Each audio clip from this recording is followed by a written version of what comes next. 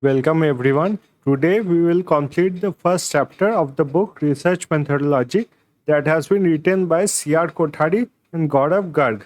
If you want to download the PDF of this lecture, you can go to the Telegram channel Impactica Klasse.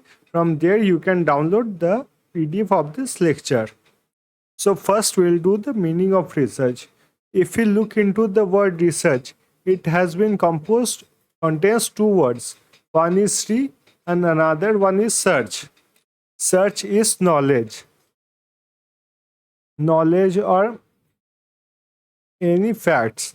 And when we add on to this knowledge with the new facts, it is known as research. So it is a very systematic way. First we find out a problem, then give a hypothesis. We'll do this in details in the later part of the video. We give a hypothesis that we make a tentative statement about it, collect data, analyze the data, and end it with a conclusion. So research is done in a very systematic way. Now, if you see at the objective of research in most of the cases is very specific. In most of the cases, the objective of research is very specific. The subject about which you are doing research, suppose you are doing on environment, so your topic can be on global warming. So you will have a specific objective as to why you are doing the research. Generally, the research is done to increase our knowledge, to add on to our existing knowledge. Now we will look at the types of research. First one is descriptive research. Descriptive research is when we describe something. For example, rise of geo. So in this, what we will describe that what was the telecom industry of India, how did geo rise, what were the other competitors. So we will describe this research. This is also known as ex post facto research. So many times in your exam, this line will come ex post facto research. This means when the event is done, after that event, when the research is done on the particular topic, it is known as ex post facto research. Second one is analytical research. In analytical research, what we do, we analyze the reason for the particular happening, like rise of geo, reasons for rise of geo. Over here we can see that why did geo rise so much in the telecom industry of India. So first first reason we can give that it gives 3 months free access to everyone. So everyone was using Geo SIM. Then we can say that internet speed was increased. Internet speed. They gave a great internet speed. We also can say that 4G was introduced for the first time in India. Then we can say the plans. There were very affordable plans that were given to the person to subscribe to Geo. So this was the reason for the rise of Geo. So you can see analytical. We analyze a particular situation that why the things happened for that particular case. Next is one-time research. In one-time research, we examine a particular event only on the basis of a particular time period. Like for here you will see the example, effect of global warming in 2024. So we are talking only about 2024. We are selecting a particular time period and we are looking only at that particular time period. So that is known as one-time research. And this is also known as latitudinal research. Latitudinal research. The second one that we'll look at is longitudinal research. Longitudinal research, we do a research based on a long period of time. For example, effect of global warming in the last decade. So for the 10, we have to collect data for 10 years. So when we collect a data for a long period of time, we see overall impact. It is known as longitudinal research. Next, we come on to applied research and fundamental research. So first, what is fundamental research? Whenever we are doing research based on a fundamental topic or a fundamental basic, it is known as fundamental research. For example, if we do a research on gravity, it will be a fundamental research. Or if we do a research related to friction, it will be a fundamental research. So when these fundamental research are used in our daily life, they are known as applied research. These are known as applied research. For example, if we do applied research on friction, what we can see? We can see the example of tires. If someone does research that how to produce more better tires for the road, we can see there will be use of friction, because in tires, if you have seen probably, that the surfaces of tires are very rough. Why are these rough surfaces given? So that rough surfaces are given so that the surface will have a good friction with the road, and when they will have good friction, it will be easier to apply brakes and the vehicles can avoid accidents. So this is called applied research. When we take something basic and do research on that, it is known as applied research. Next, we move on to quantitative and qualitative term. As by the name, you can understand quantitative. What is quantitative? It is called amount, and qualitative, it is called quality. If you have done online shopping at any time, you must have seen that there are ratings given for the particular products. Like you can give 1 star if it is bad, and you can give up to 5 star if you're very happy. So whenever we can count some rating, it is known as quantitative research. For example, you give 3 star. So by giving 3 star, we can understand that it is an average product. It's neither too good nor too bad. And in qualitative research, what happens? After you have given the star rating, you will see the option of review.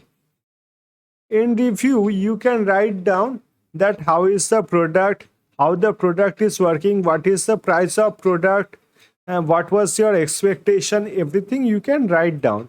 This is known as qualitative research. When we depend on quality of the product, we look onto the quality data, you can say. I am not remembering the exact word. When we look at the qualitative data, it is known as qualitative research. Now, these are basically the two approaches through which we can start our research. Approach means how we plan to start our research. So, there are basically two types. One is quantitative and another is qualitative. I hope you have understand both of them. Qualitative is very easy and it is basically of one type. Quantitative, if you look at it, it is mainly of three types.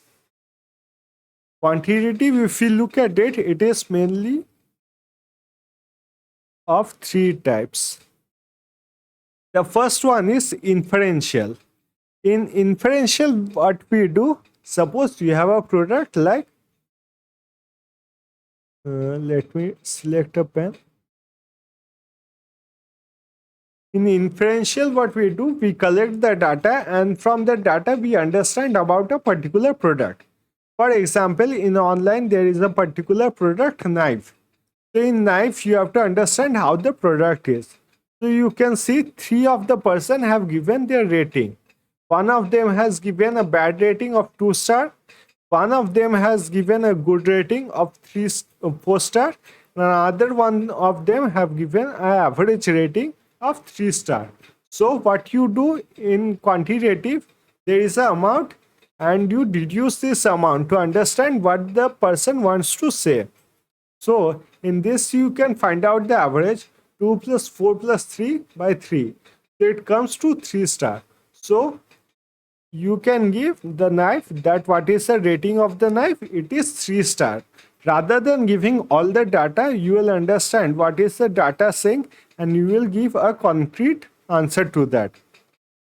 Second is experimental. In experimental, what we do, we experiment. Like for example, we all know that water boils when the temperature is increased. But how much temperature do we need to increase to boil water? So for this, you can take water and apply heat on that. And apply heat on that. And you see that on reaching 100 degrees Celsius, the water boils. So this is known as experimental. Third comes simulation. Simulation, we take real life events. For example, there are anti-gravity chambers, there are aeroplanes. We simulate for training of the pilots. They have to train according to that aeroplane in the simulation mode. Pilots are trained. Anti-gravity, you can see in many places there are anti-gravity chambers. Anti-gravity chambers, when you enter, there will be no gravity in there. By that, you can understand how it feels when someone is in the rocket or someone is in the space. So that is simulation. These are the 3 types of quantitative research approaches. Now we will go back to our types of research. Then comes conceptual and empirical research. Again, conceptual research is what? Conceptual research is what? When we understand the concept. Like I gave you the example just a few minutes ago, that concept of gravity or the concept of friction, when we do a research on this concept, it is called conceptual research. And the second one is empirical research. When we experiment, observation, these are called empirical research, which are not based on theory. Next, we will learn about exploratory research. In exploratory research, what happens? We explore something. For example, global warming.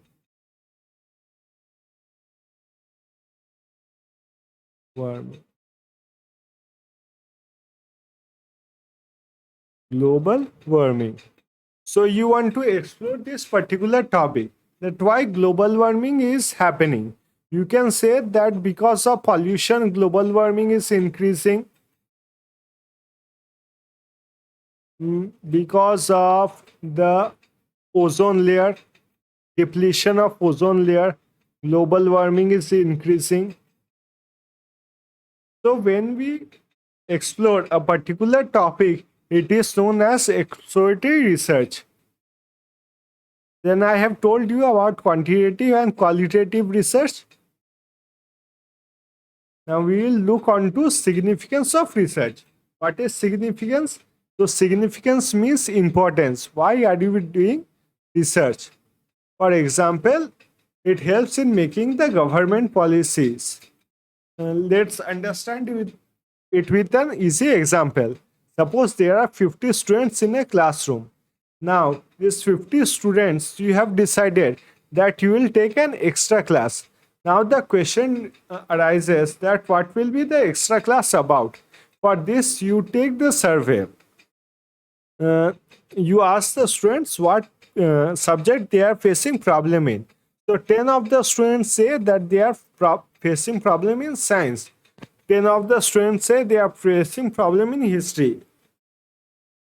Another 30 students say they are facing problem in math. So it is very easy to understand for you that the most problematic subject or the most difficult subject for the students in that class is mathematics. So you have decided to take the extra class on which subject?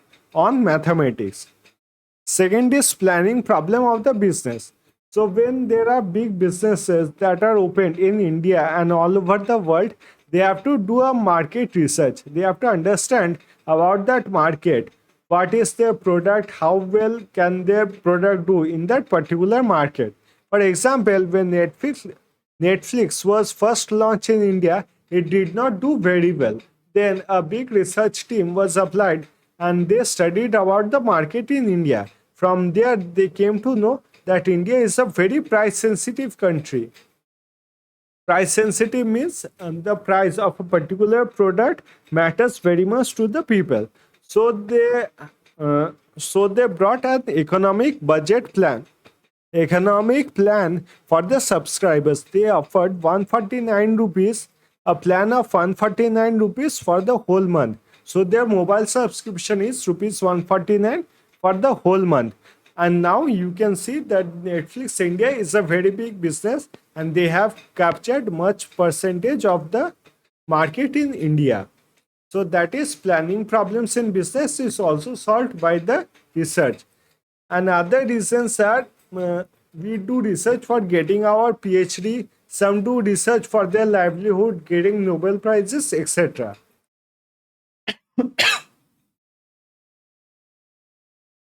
Now we will understand the difference between research method and research methodology. Research method, everything that we do for research, every particular step that we do for completing our research is known as research method. So over here you can see that there are 5 research methods. Each of them are own particular research method. So first one is problem. So in problem what we do, we see that there is a problem statement. For example, here researcher has found the problem that students are performing bad in their class. So now the researcher will make a hypothesis. What is hypothesis? Then it is an informed statement that is made by the researcher. He has made the statement that they are performing bad in their class because they are weak in mathematics. Now the researcher has to collect the data to support his saying. For this, he has collected the data that in history, this is subject, and this is marks.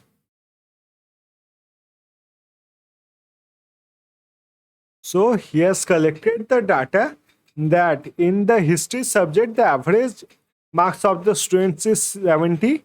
In geography, the average marks of the students is 60. In science, the average marks of the student is 50. In mathematics, the average marks of the student is 40. And in environment science, the average marks of the students is 80. So this is the collection of data. After collection of data, he or she will analyze the data. That means understand the information that is given. So from the data, it is very clear that they are weakest in math. They have achieved the lowest marks in mathematics. So after that, we give the conclusion what we have understand by collecting all this data. You can see over there in the subject of science also, they are receiving very low marks. So here we can understand that they have problems in PCM subjects or the books that have been provided to them, or the educator who is teaching them PCM is not very good, and the school or the institution needs to do work on this subject. So that is our conclusion. And when we add all of this together, it becomes our research methodology. When we collect all these steps together, it becomes our research methodology. For example, there is a fan. These are all single units in itself. There is a fan, there is a table, there is a chair, bed, and sofa. When these all things come together, they form a room. So this is only a rough example given to you for you to understand that each of this method is their own particular single individual unit. But when they come together, they form research methodology. Then we will look into research and scientific method. For this, we can see that research is a very scientific method as it has to follow certain steps for the research to happen successfully. For example, if we talk about empirical evidence, empirical we have found that what is the meaning of a empirical experiment? When we observe something, see it in real life, only those things we can note down in our research. Next is our relevant concept. In relevant concept, we can see we can only use the concept which have been proven many times. Like over here, in empirical, we can see that the water boils on 100 degrees Celsius. So this gives us the concept of evaporation. So this is a relevant concept. Relevant concept will also include gravity and friction, which we have studied earlier. Then comes objective consideration. Now, objective consideration, what we do, now you have to understand there are two main things. One is objective and another one is subjective. Objective opinion is based on fact and subjective opinion is based on objective is based on fact and subject is the opinion of a particular person or a particular group. Like for subjective, we can say that India versus New Zealand, the matches which are going on, India have lost two test matches back to back. So you can say that the mistake was of batsman, or you can say the mistake was of bowlers, or you can say the pitch was not very good. So this is what subjective thing. But what is objective thing? That India have lost to New Zealand, and it is the first home test series they have lost after 12 years. So this is an objective thing. Now, objective consideration, we have to do probabilistic prediction. So probabilistic prediction is just a prediction that is done based on the past circumstances. So in past, we have seen that the two test matches that India has played, India have lost both the test matches. So we can predict that in the third test match, India will also lose. Remember it very carefully that this is only a prediction, and for sure it cannot be said that what will happen. Anything can happen, like in the first day, the test match is having a nice day, it is favoring India. So it may happen that India can win, or it may happen that New Zealand can win, or even a draw can happen. So these are only predictions. Last point is critical scrutiny. So when a paper is being published, it is critically seen by everyone, by peer review, it is seen by the whole world, it can be seen if they have access to that particular paper. Now we will go through quickly to the basics that we have done, to the research steps that we have seen. So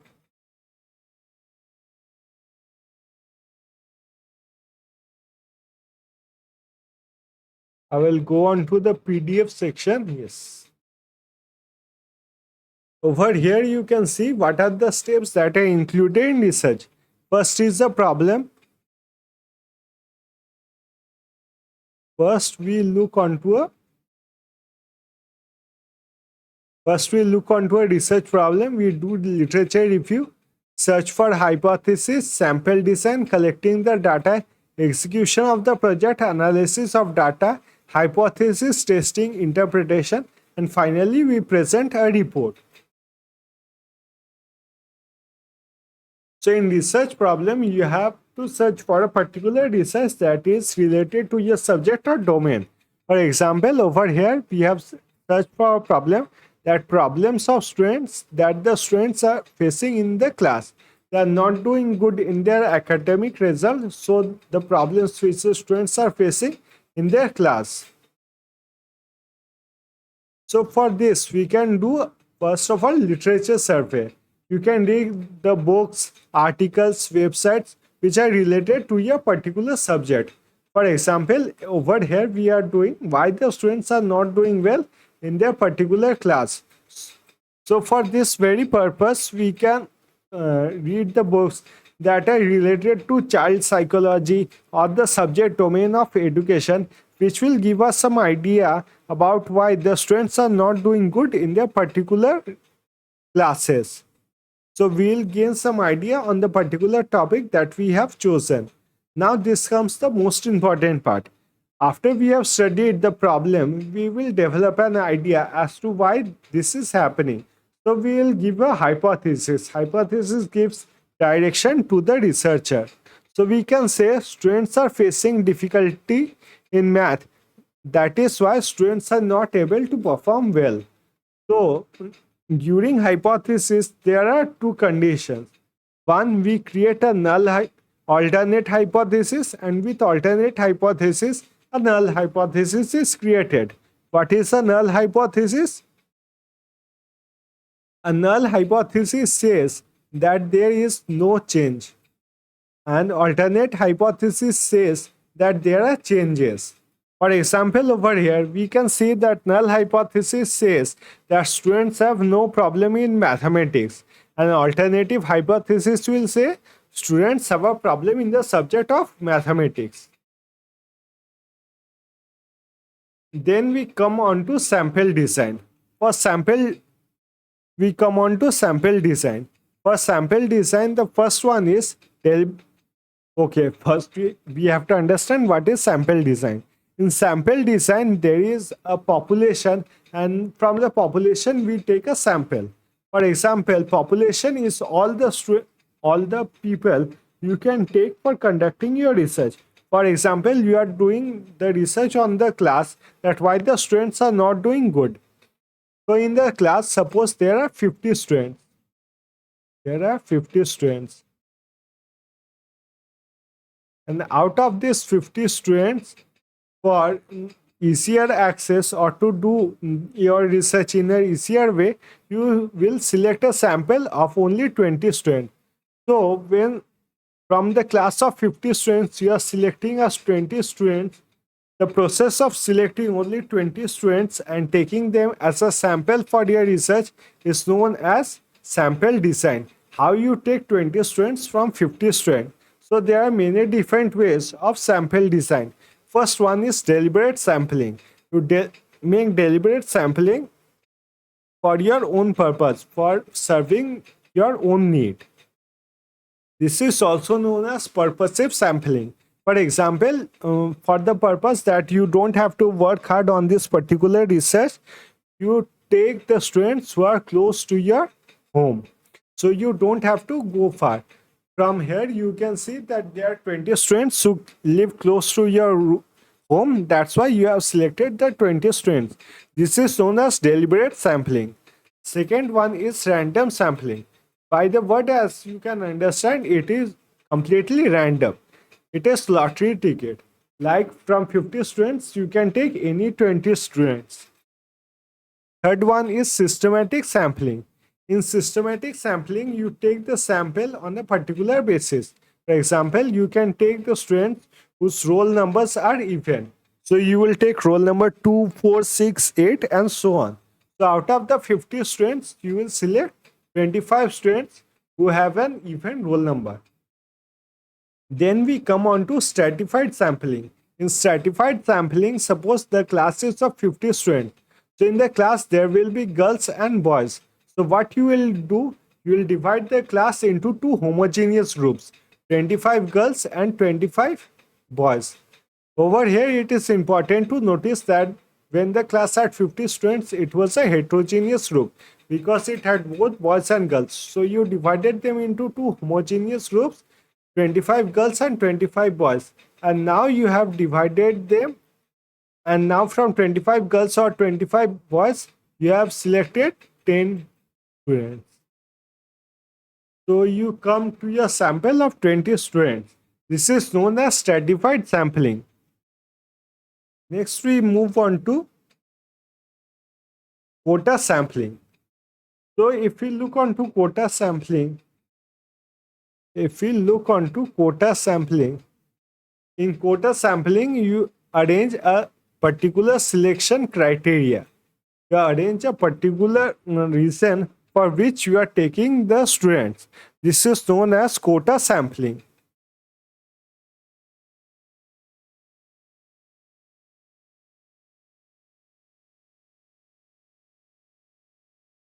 This is known as quota sampling. Then comes cluster sampling. Suppose in a class of 50 students, you arrange them according to your roll number. And then you take students who are between the range of roll number 20 to 40. So you get 20 students for your cluster sampling. Then comes multi-stage sampling. In multi-stage sampling, suppose there is a large group. Suppose there are 1000 students.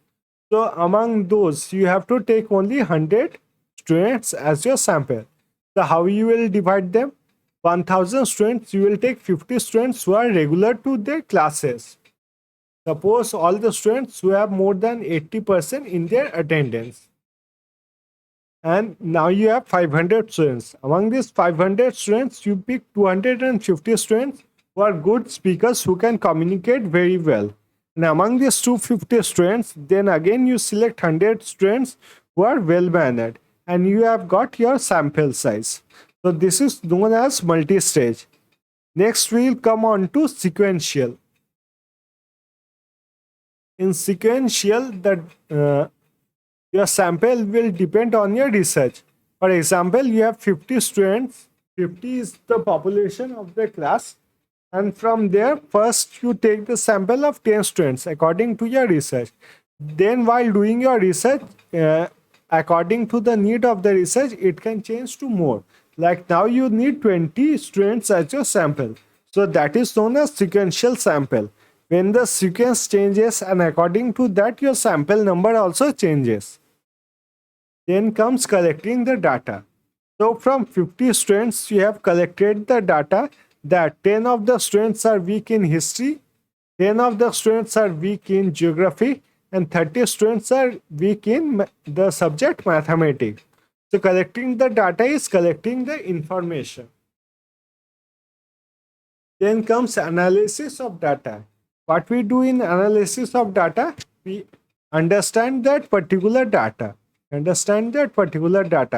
example, you have collected the data that only 10 students are weak in history and geography, but a majority of them, 30 students, are weak in which subject? Then in mathematics.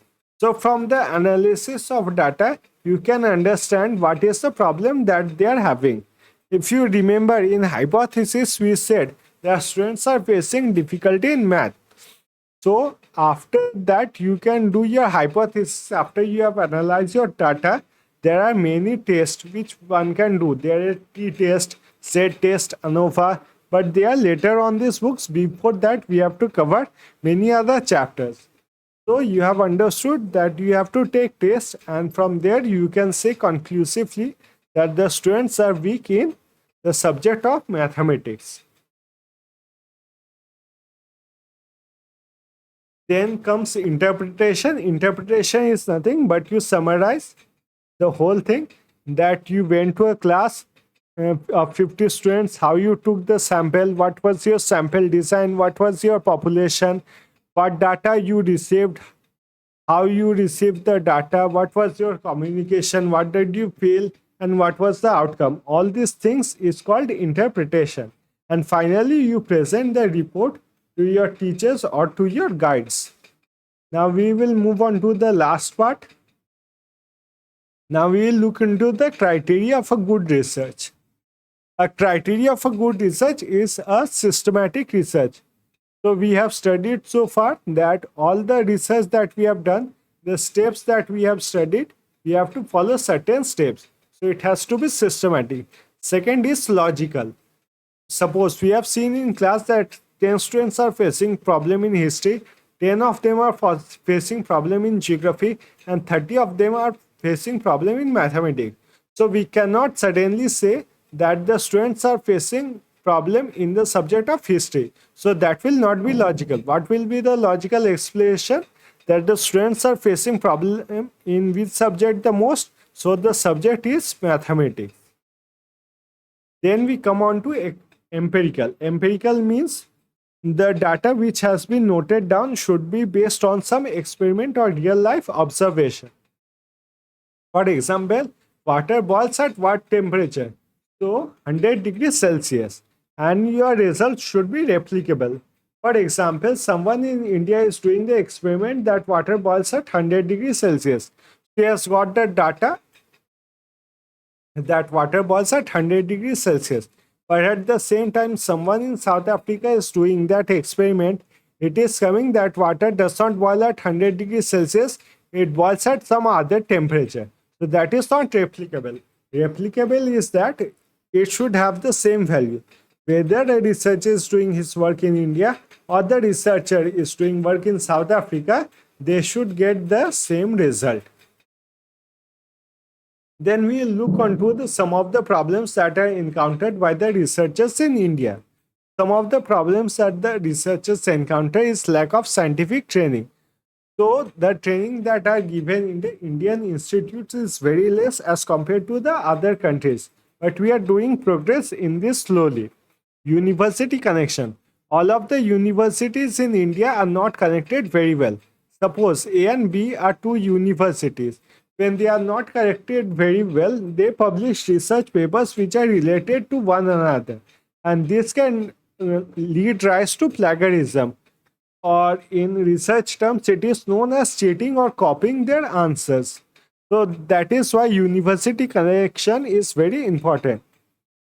Then comes code of conduct. In code of conduct, we can see in data collection, many of the times when the researcher goes for data collection, the people are hesitant because they don't know where their privacy will be maintained or not. Suppose you have got some information about whether a person likes a government or not. If you don't keep the data of that person secret and we reveal the name of the person, that person can come in many problems. So we should never reveal the name of the particular person from whom we have collected the data. And then comes library management. In our library, we have to get access to many things like Grammarly, Turnitin, Scopus, but we have to read the research paper and do our scholarly work.